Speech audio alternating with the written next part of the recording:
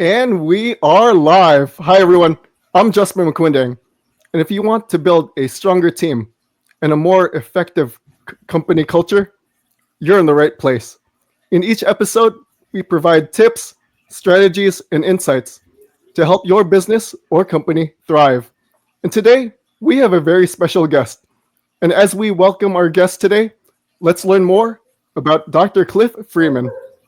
Dr. Cliff Freeman, a global corporate keynote speaker with over 20 years' experience and renowned for his transformative insights into teamwork and leadership. Cliff is a speaker who bridges the gap between the business and sports worlds, offering a fresh perspective on teamwork and leadership. Let's welcome Dr. Cliff Freeman. Dr. Cliff, thank you for joining me today. Yes, sir. Thank you, Jessper. I appreciate it. Thanks for the opportunity. Absolutely. How are you doing today?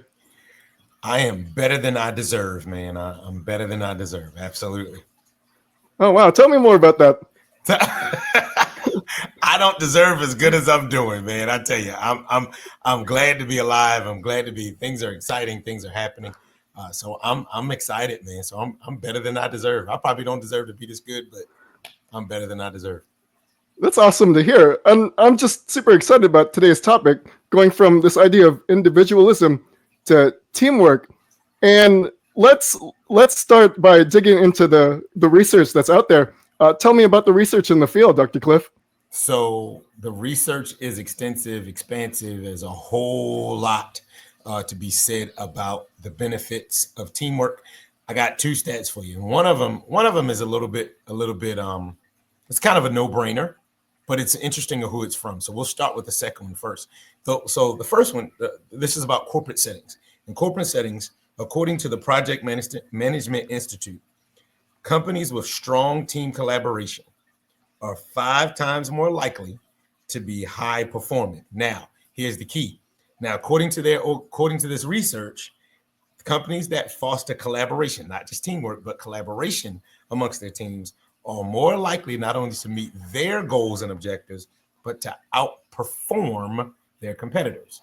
So if a company wants to outperform its competitors, the number one thing to do is teamwork and collaboration. Now, the second one is similar. It's similar to that. Now, it's kind of a no-brainer, but it's similar. And this is involving sports organizations, right? Whenever we think about sports, especially a team sport, we think about people working together and doing all of that. But this study is from the American Psychological Association. See, most of us, when we think sports, we think ESPN, Fox Sports, and all the rest.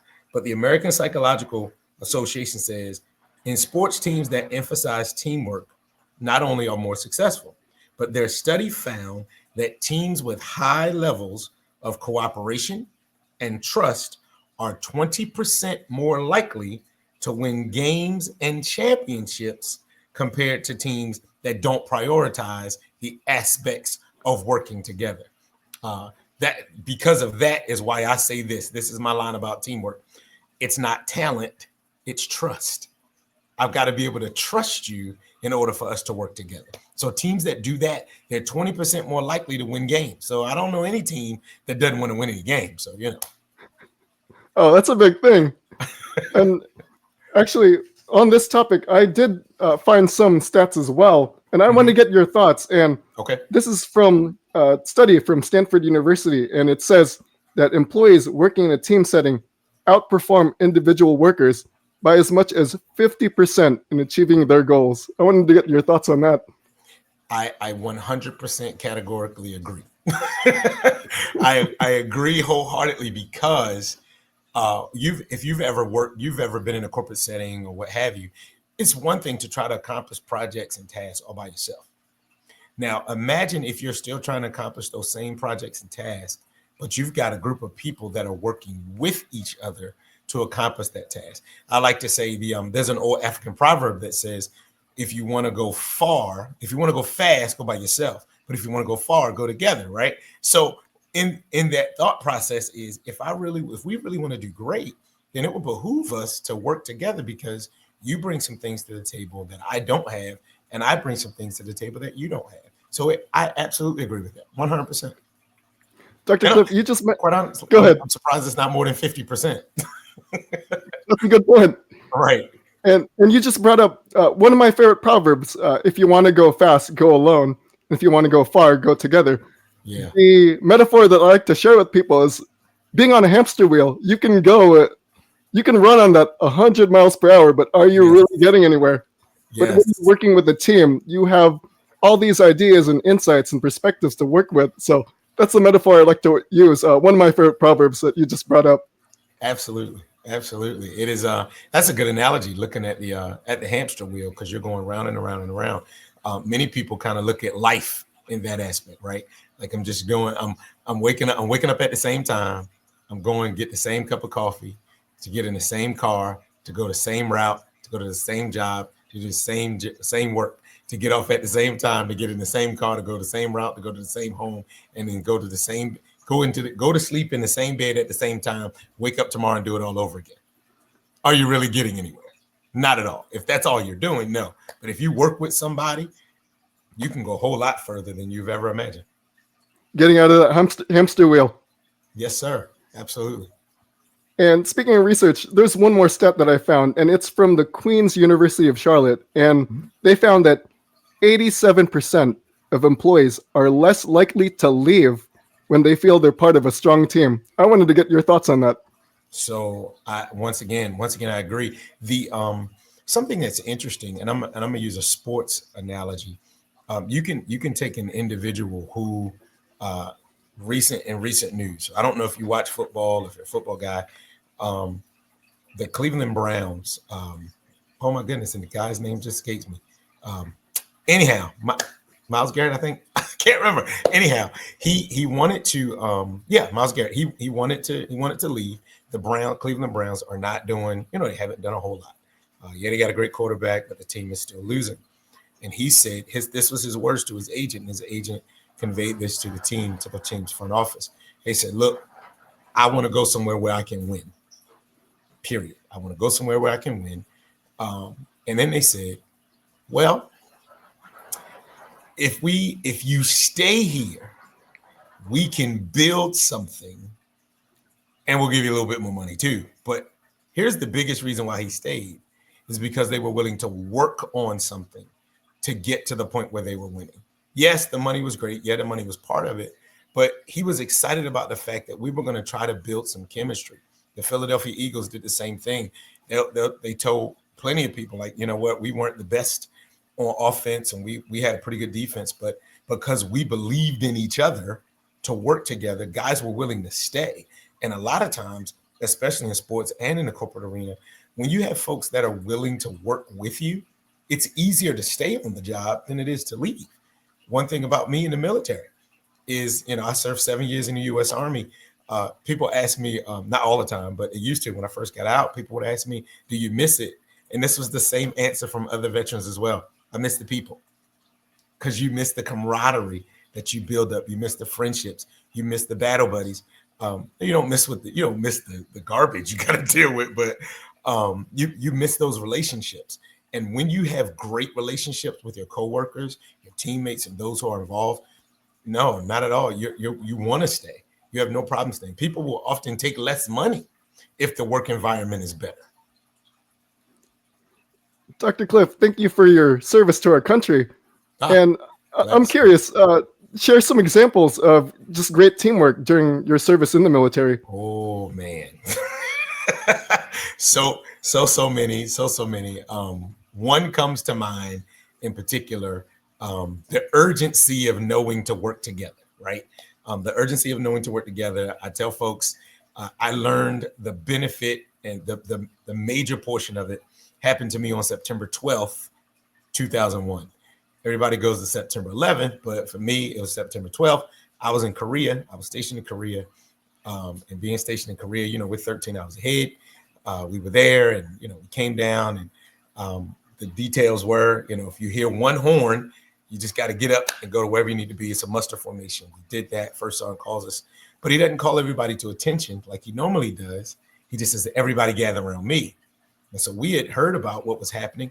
As a matter of fact, before I went to bed that night, I'm looking at the television. I turn it on, and I see smoke coming out of a building and I say, don't judge me, but I say, I don't want to watch this movie. Because that's all I thought at the moment. We get up, we go down for formation a few hours later, and he tells us what's happening, and we find out, well, the next day we had to go pull guard duty. And pulling guard duty, my soldier and I are walking down, we're trying to keep it light, we're laughing and joking on our way to a guard shack. We've never been in a guard shack, in that guard shack before, because that's not some area of responsibility that we had. As we walk into the guard shack, I walk in, and there's a Korean security guard, a South Korean security guard sitting in the guard shack. And I open the door, and there's a 9mm pointed at my face. Because I was afraid, they were afraid, because nobody knew who did anything. Here is where teamwork and the urgency of it, and collaboration, communication, and all of it became a life or death situation. Because I mentioned it was me, it was my soldier, and it was this Korean security guard. The Korean security guard only spoke Korean. We only spoke English. I'm the senior ranking person, and I was only a Sergeant E5.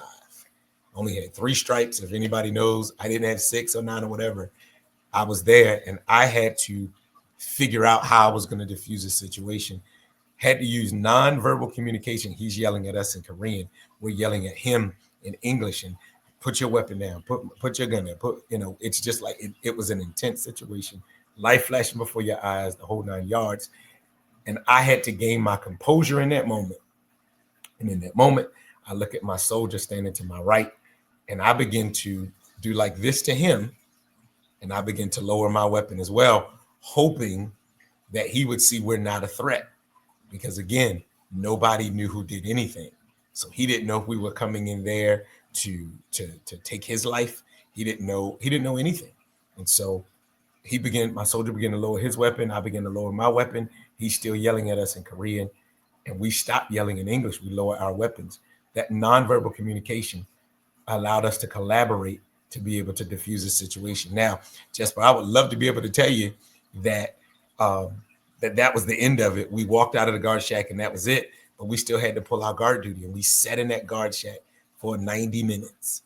It was the most intense 90 minutes of my life. If he and I, my soldier and I, didn't work together, I might not be sitting here talking to you today. Wow, that's a great story, Dr. Cliff. Thank you again for your service. Yeah, I was glad to serve. Let's take a deeper dive into this topic of going from individualism to teamwork. And I'm curious to learn more about your inspiration. Tell me about your journey of what gave you the passion to really jump into this line of work. So, like I just mentioned, that was like the catalyst, right? Learn about teamwork, learn about working together, learn about collaboration, learn about all of those things throughout the military, throughout sports, played sports in high school. So understood the dynamics of teamwork and the benefits thereof. What made me say, you know what? I need to share this message with other people. It's this thing, and it's just me.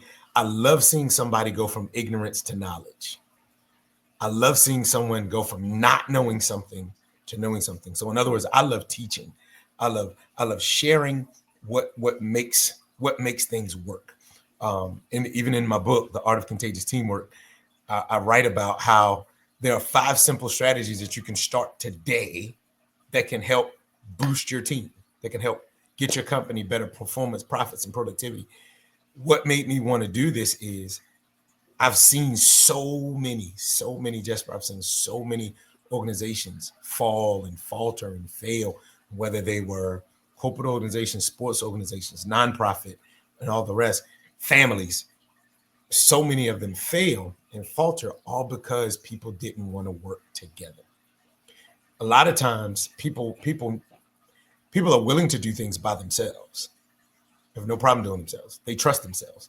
They don't trust other people, which is why they don't want to work together, which is why I say, like I said earlier, it's not talent, it's trust. When I realize that you provide something that I don't have, it makes both of us better. And my passion is ladies and gentlemen, understand that these folks that are near you are not against you. They're with you. They're on your team. They are here for you. Why don't you utilize what you have? Can you imagine where we would be if we were all trying to drive, but we didn't work together? You're in your own car and we're working together. How? Because you're staying in your lane and I'm staying in mine. I'm focusing on my role. You're focusing on your role. Teamwork is all around us. We just don't look at it that way. Right. And so I'm getting excited right now. I'm excited and passionate about seeing individuals and seeing folks begin to work together so well that they become a well-oiled machine. When that happens, man, the sky's the limit. Excellent way to put it. Now, there are individuals out there that have a personal preference of being self-reliant and independent. Sure. So the bigger question is, why should more people pay attention to this idea of teamwork and collaboration? Well, we said that both of us said the proverb earlier, right? and yes, we like going fast, but how many people want to stay? None of us wanted to stay in high school. None of us wanted to stay in middle school. None of us wanted to stay in elementary school. All of us wanted to grow up, and we were itching to become an adult. Until we became an adult, then we realized all the stuff you got to do as an adult, right? All of us want to do that, but here's the key. When you realize and you understand that you can't do this by yourself, when you realize and you understand you can't do this by yourself, when you can't, when you can't go far by yourself, yeah, you can get a little distance, but you can't go far by yourself, then you will jump at the opportunity to work with someone else. Now, by no means am I suggesting that folks shouldn't be, people are not introverts and all of that. Yes, we have introverts. Yes, we have extroverts. Take your time, but begin to work with somebody. You didn't get where you are right now by yourself. The thing that you know how to do, it can be as simple as operating your cell phone. You know how to operate your cell phone because somebody else told you how to. In other words, because a team, you were connected with a team to learn how to do it. You learn how to operate a mouse and a laptop and a computer and your lights and all the things that you're using right now to even watch this broadcast, or even for you and I to be a part of it. Somebody had to show us how to do it. Guess what? That's teamwork. And so we can't be so afraid of this that we're not willing to do it. So it's imperative that even if you're an introvert, that you find somebody to work with. If it's a life coach, if it's a teacher, if it's a speaker, consultant, work with somebody. If you really want to get ahead, you have to work with somebody. Your company may have started in one person, but it's not going to grow in one person. You brought up a very good point. When it comes to just moving forward, whatever project we have, whatever task we have, whatever idea we have, we can't do it by ourselves. It really does take the support and assistance of other people. Absolutely. You gotta not only does it take it, but you've got to want it, right? You've got to want to get ahead. You've got to want it. I think it's Les Brown that says you got to be hungry. You got to be hungry enough to go out and get it. But then we've all heard this statement. It's not what you know, it's who you know. Sounds like teamwork to me. So if you really want to get ahead and go far, you're going to need someone else to help you, come alongside with you, so that they can so that you can get further than where you are. My grandmother would say it like this, and she has transitioned many years ago, but she would say this. She would say, "Look further than your feet," and I would say, "What, Grandma?" She would say, "Look further than your feet," and I would look at my feet, and she would say, "Look further than your feet." In other words, look ahead, look further than where you're standing right now. I would have never gotten any further had she never said that to me. Hey, look further than where you are right now. You won't always be in fifth grade because we're adults now. You won't always be in high school. We're adults now.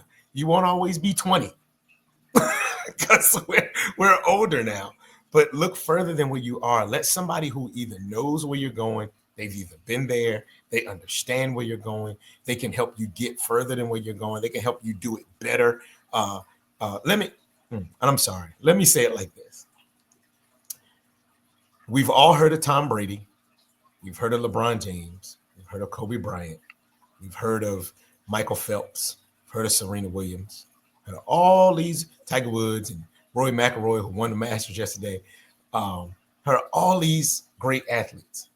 You know what the one common denominator for all of them is? It's not their work ethic. It's not their health. It's not all of those things. You know what it is? They all had a coach.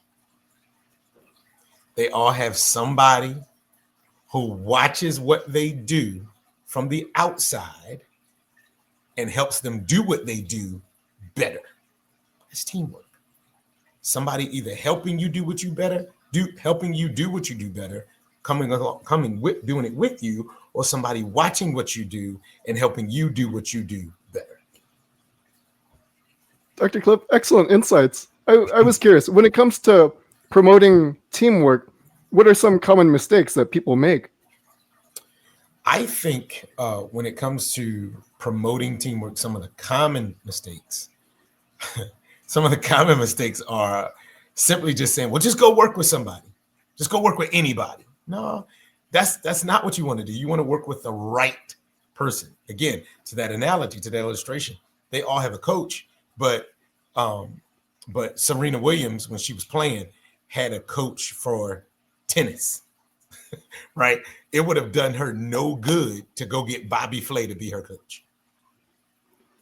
That's, so don't just work with anybody, but work with somebody that can help you go further along. If you want to do well in a certain area, get with somebody who is knowledgeable, right? Who's knowledgeable in that area, who has a good track record in that area, and work with them in order to get further. That's good teamwork when you're working with those persons. That was I'm laughing because when you brought that example of Serena working with Bobby Flay, it really does remind me that we have to look for those relevant skill sets and experience. Because, Yes. for example, if you're trying to be a world-class chef and you hire a painter or a sculptor, that's really not going to translate well into really getting your project or task completed. You are absolutely right. You're absolutely right. It's going to be it's a terrible idea. It's a terrible idea. So working with the right people. Next, I'd like to know, what are 3 specific things that people can do this week to strengthen teamwork on their teams? What are 3 things you can do? I'm gonna do this, right? I have my book right in front of me. So I'm gonna give you the Art of Contagious Teamwork is 5 tips you can deploy today. So you asked for 3. So I'm gonna give you the first 3 in this book. Number 1, set the stage. All of us have been to a play. All of us have been to a movie or something like that. Guess what you know before any actor says any line? When you come into the theater and you sit down and you're looking at the stage, you know what the first scene is going to be about. How? Because they've already set the stage. You as a leader must cast a vision for where you're going. So today, begin to cast that vision cast that vision so that your team can know where they are going. If you don't know where you're going, you'll end up there every time. Nowhere. So if you don't know where you're going, I'll say it again, you'll end up there every time. Nowhere. You'll stay right in the same spot. So if you're a leader in whatever context you're in, share that direction, share that vision today. And I'll say this: if you're not tired, you might be saying, "Well, I've cast that vision." Da, da, da, da. If you're not tired of casting it, you haven't cast it enough. Okay. All right. If you're not tired of it, you haven't cast it enough. Number 1, set stage. Number 2, begin to communicate. Begin to communicate with clear, concise messaging. Clear, concise messaging will come in different aspects. So let's take that same example of the vision. Is the objective, is the direction that we are going, is it plastered all around the organization? Do you see it everywhere you go, right? Does everybody know it without a shadow of a doubt? Can they look at the wall? Can they look in their cubicle? Can they look on their computer? Can they look wherever they go? Can they see the direction in which they're going? All right, so set the stage, communicate better. The Art of Communication is what is titled in the book. And then thirdly, embrace responsibility. Embrace your responsibility as the leader, because your subordinates are looking to you in order to give them the responsibility of what they need to do. right? So everybody has a different role. Everybody has a different function. I have an assistant. It's my responsibility to go out and speak and to do workshops, to do the VIP days, to do all the things that I'm supposed to do. It's her responsibility to make sure that everything is in place prior to my arrival, and so that I can do what I need to do, right? So that those conversations I had, she has a role and I have a role. And once everybody understands their role fully, they can do just that. I was speaking with a potential client the other day, and they were saying one of the major problems they have is the employees don't know exactly what their responsibilities are. Well, if you don't know what your responsibilities are, your organization is headed in the tubes, because I don't know what I'm doing. You don't know what you're doing, or I'm doing something, but it might not be what I'm supposed to do, or I'm doing something else, but it might not be what I'm supposed to do. I saw a teacher this morning, a high school teacher this morning. It's Monday morning here in the U.S., where you're watching this. And the teacher was, it's Monday morning. He was dressed in a Hawaiian t-shirt, a Hawaiian button-down shirt, and his open and his t-shirt and jeans and sneakers. And one of my buddies asked him, was like, hey, it's Hawaiian t-shirt day? Because it was weird. Like, you're a teacher, you're a high school teacher. He was like, nah, this is what I decided to wear, what have you. And then after it was all over, he looked at me, he said, there are a lot of kids looking at him as an example. And one of those kids are going to show up at a job interview dressed in a Hawaiian t-shirt, jeans, and Hawaiian button-down t-shirt and jeans, because they didn't see the example. Your responsibility, with whoever you're working with, you have to show. If you're the leader, you've got to show the direction in which they want to go and tell the direction in which they want to go. When you understand that, set the stage. When you communicate efficiently and you embrace your responsibility, those are 3 things you can start doing right now that'll help get your organization greater profits, greater performance, greater productivity, or just simply saying, take it to the next level. Dr. Cliff, excellent insights. And as we wrap up, what are the best ways for people to reach you if they want to learn more about your work and the type of stuff you do, especially when it comes to teamwork? Gotcha. Appreciate it. Of course, right here on the screen is my website, www.cliffreemanspeaks.com. You can get a whole lot of information there. You can also follow me on YouTube, Dr. Cliff Freeman. All my socials, YouTube, LinkedIn, X, Instagram, TikTok, all of it is at Dr. Cliff Freeman.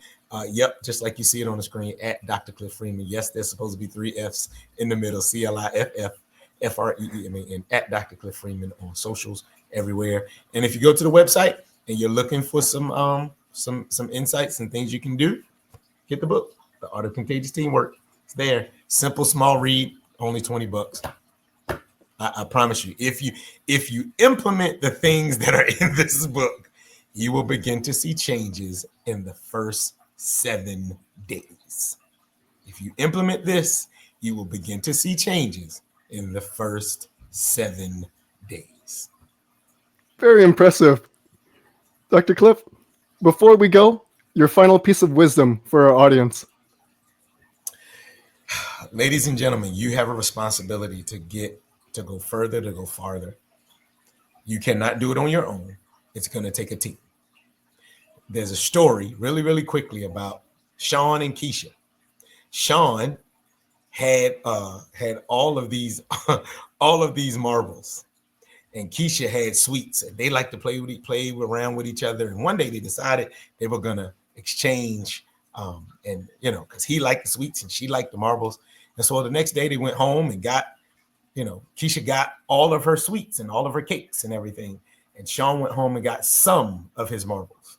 They came back the next day and they traded. They both went home.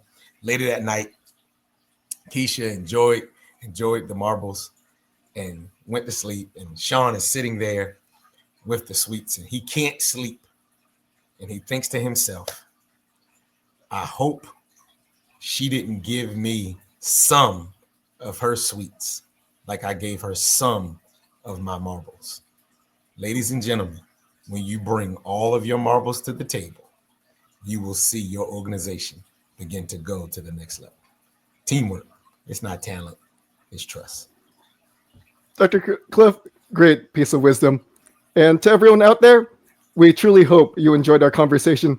Please feel free to share this with any other leaders who could benefit from any of these insights. And last but not least, Dr. Cliff, thank you again for joining me today. Really enjoyed our conversation. And to everyone out there, thank you again for tuning in. I'll see you in the next episode.